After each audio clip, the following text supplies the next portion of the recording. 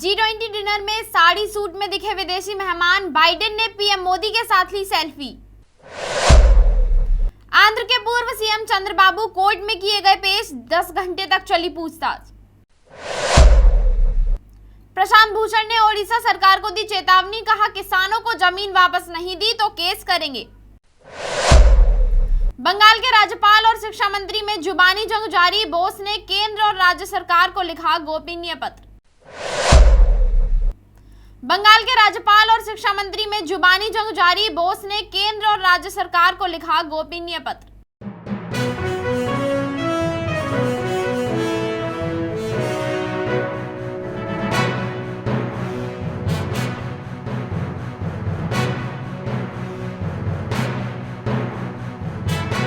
नमस्कार, new India live देख रहे हैं आप और मैं हूं आपके साथ रूबी सिंह चौहान। शुरुआत करेंगे इस वक्त की बड़ी खबर से। G20 मीटिंग के पहले दिन शनिवार को राष्ट्रपति द्रौपदी मुर्मू ने विदेशी मेहमानों के लिए डिनर होस्ट किया। इस दौरान कई देशों के मेहमान ट्रेडिशनल ड्रेस में पहुंचे। मॉरिशस के पीएम प्रविंद जुगनाथ की पत्नी कोबिता और जापान के पीएम फूमियो किशिदा की पत्नी यूको किशिदा साड़ी में दिखी। इंटरनेशनल मॉनेटरी फंड की MD Kristalina Georgieva violet colour के सलवार कुर्ते में, तो deputy managing director Geeta Gopinath royal blue sari में डिनर में शामिल हुई। इसके अलावा भारत की वित्त मंत्री निर्मला सीतारमण और विदेश मंत्री जयशंकर की पत्नी क्योको पीली साड़ी में पहुंची। इसके अलावा बांग्लादेश की प्रधानमंत्री शेख हसीना और उनकी बेटी साइमा बाजेब ने अमेरिकी राष्ट्रपति जो बाइडेन के साथ सेल्फी ली। ऑस्ट्रेलिया के प्रधानमंत्री एंथोनियो अल्बनीज ने नरेंद्र मोदी के साथ सेल्फी ली। डिनर के लिए भारत मंडपम पहुंचे मेहमानों का स्वागत नालंदा यूनिवर्सिटी के बैकग्राउंड के सामने किया गया। पीएम मोदी ने अमेरिका राष्ट्रपति Joe Biden, British PM Rishi Sunak और उनकी पत्नी अक्षता को नालंदा यूनिवर्सिटी के इतिहास के बारे में बताया। डिनर में राष्ट्राध्यक्षों, डेलीगेट्स, भारत के कई राज्यों के मुख्यमंत्री, केंद्रीय और राज्य मंत्रियों समेत लगभग 300 लोग शामिल हुए। बता दें, G20 समिट के लिए भारत आए विदेशी मेहमानों के सम्मान में राष्ट्रपति द्रौपदी मुर्मू ने डिनर होस्ट किया। मेन्यू में सभी वेजिटेरियन यानी शाकाहारी डिश शामिल की गई। डिनर का मेन्यू वसुदेव कुटुंबकम, एक पृथ्वी, एक परिवार, एक भविष्य की भावना को समर्पित किया गया। इसमें कश्मीरी कहवा, दार्जिलिंग की चाय, मुंबई पाव, अंजीर आड़ू, मुरब्बा सहित देश की कई मशहूर डिश को शामिल किया गया। मेन्यू में मिलेट से बनी डिश भी शामिल की गई। वहीं 371 करोड़ रुपए के स्किल डेवलपमेंट स्कैम में गिरफ्तार हुए आंध्र प्रदेश के पूर्व मुख्यमंत्री और तेलुगु देशम पार्टी अध्यक्ष चंद्रबाबू नायडू को रविवार सुबह सीआईडी ने एंटी करप्शन ब्यूरो कोर्ट में पेश किया। चंद्रबाबू को शनिवार सुबह 6 बजे नंदयाल से गिरफ्तार किया गया था। यहां से उन्हें विजयवाड़ा ले जाया गया, जहां सीआईडी ने उनसे 10 घंटे तक पूछताछ की। इसके बाद उन्हें रविवार तड़के 3:40 बजे विजयवाड़ा के सरकारी अस्पताल ले जाया गया। यहां 50 मिनट तक उनके मेडिकल टेस्ट हुए। यहां से उन्हें कोर्ट ले जाना था, लेकिन उन्हें वापस स्टेट इन्वेस्टिगेशन टीम यानी एसआईटी के दफ्तर ले जाया गया। सीआईडी ने बताया कि चंद्रबाबू ने पूछताछ के दौरान सहयोग नहीं किया। उन्होंने जवाब देने की बजाय कहा कि उन्हें कई बातें याद नहीं है। वहीं एक्टर और जनसेना पार्टी के अध्यक्ष पवन कल्याण को चंद्रबाबू नायडू की गिरफ्तारी का विरोध करने के आरोप में पुलिस ने एहतियातन हिरासत में ले लिया है। पुलिस ने बताया कि उन्हें विजयवाड़ा शिफ्ट किया जा रहा है, हालांकि उनके खिलाफ कोई केस दर्ज नहीं किया गया। चंद्रबाबू नायडू को स्किल डेवलपमेंट स्कैम में गिरफ्तार किया गया है। सीआईडी ने उनके खिलाफ गैर जमानती वारंट जारी किया था। मामला लगभग 371 करोड़ रुपए घोटाले से जुड़ा हुआ है। चंद्रबाबू को शनिवार सुबह 6 बजे तब गिरफ्तार किया जब वो नंदयाल शहर में एक जनसभा को संबोधित करने के बाद एक बस में आराम कर रहे थे। सीआईडी अधिकारी और नंदयाल जिला police Kurnool range DIG Raghurami Reddy की अगुवाई में तड़के 3 बजे उस कैंप साइट पर पहुंचे जहां नायडू ठहरे हुए थे। वहां पहुंचकर उन्होंने नायडू को गिरफ्तार करने की कोशिश की, लेकिन पार्टी समर्थकों ने उन्हें रोक लिया। पुलिस और पार्टी कार्यकर्ताओं के बीच झड़प भी हुई। जब कार्यकर्ता नहीं माने तो पुलिस ने कुछ को हिरासत में ले लिया। वहीं चंद्रबाबू नायडू की रिहाई के लिए प्रार्थना करने उनकी पत्नी नारा भुवनेश्वर मंदिर पहुंची। उन्होंने कहा कि चंद्रबाबू नायडू अपने परिवार के लिए नहीं, राज्य की जनता की आजादी के लिए लड़ रहे हैं। मैं चाहती हूं कि वो इस लड़ाई में जीते। वहीं सुप्रीम कोर्ट के प्रमुख वकील और कार्यकर्ता प्रशांत भूषण ने शनिवार ओडिशा सरकार को चेतावनी दी। उन्होंने कहा कि अगर सरकार शीर्ष अदालत के फैसले के बाद भी वेदांता विश्वविद्यालय की जमीन किसानों को वापस नहीं देती है तो उसके खिलाफ अदालत की अवमानना का मामला दायर करेंगे।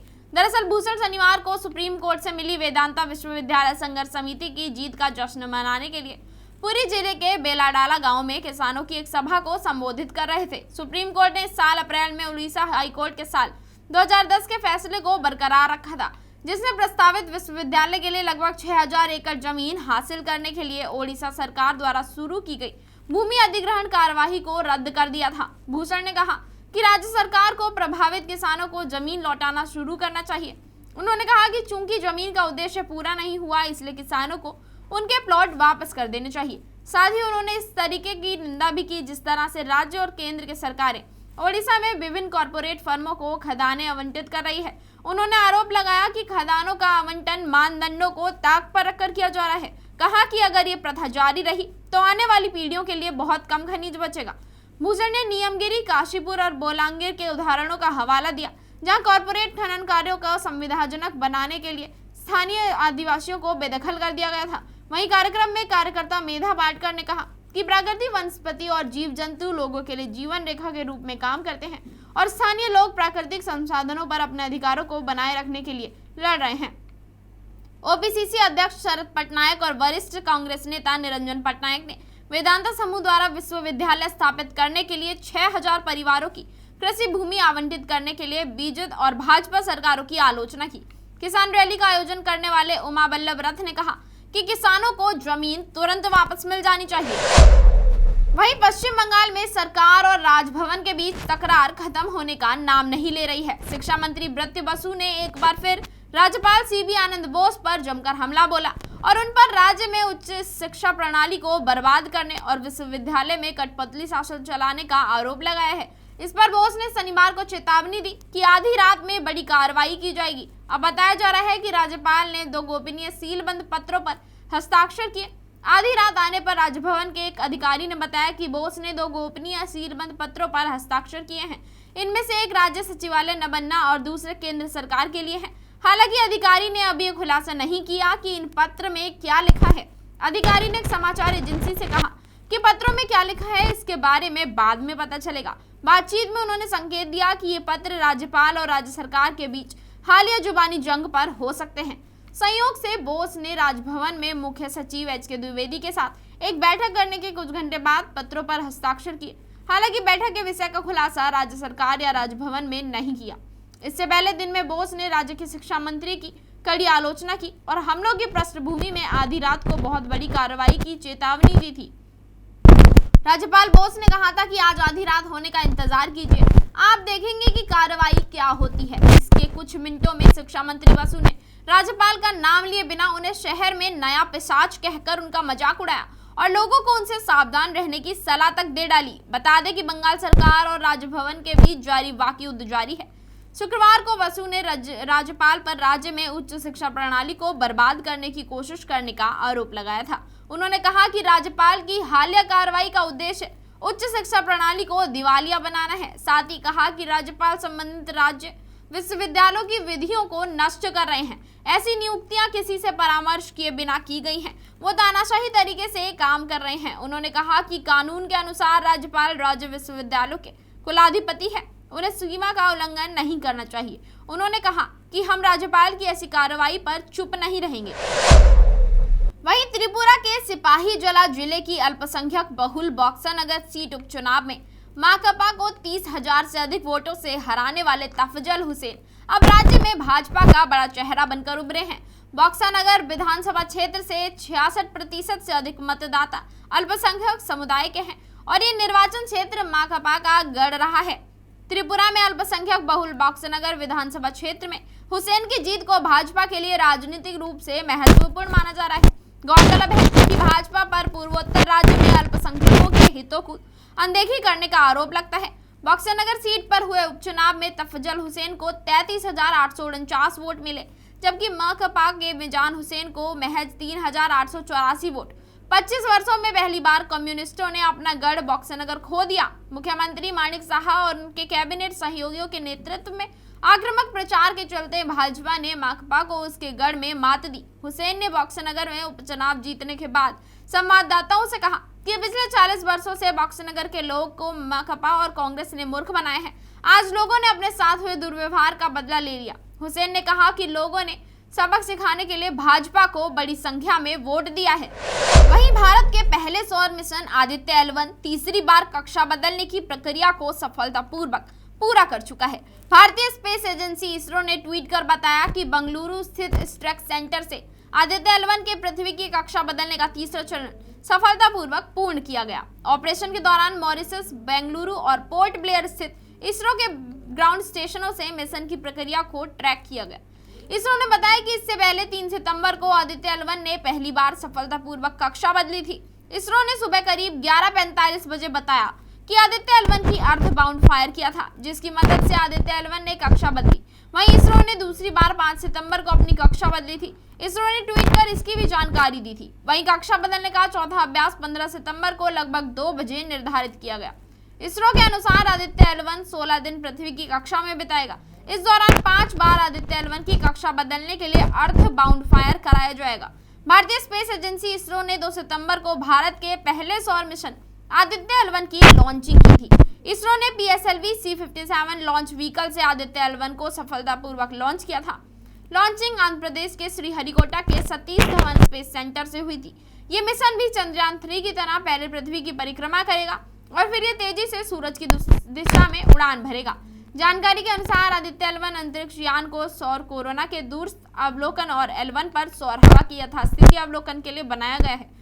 L1 पृथ्वी से करीब 15 लाख किलोमीटर दूर है। इसरो के मुताबिक सूर्य हमारे सबसे करीब मौजूद तारा है। ये तारों के अध्ययन में हमारी सबसे ज्यादा मदद कर सकता है।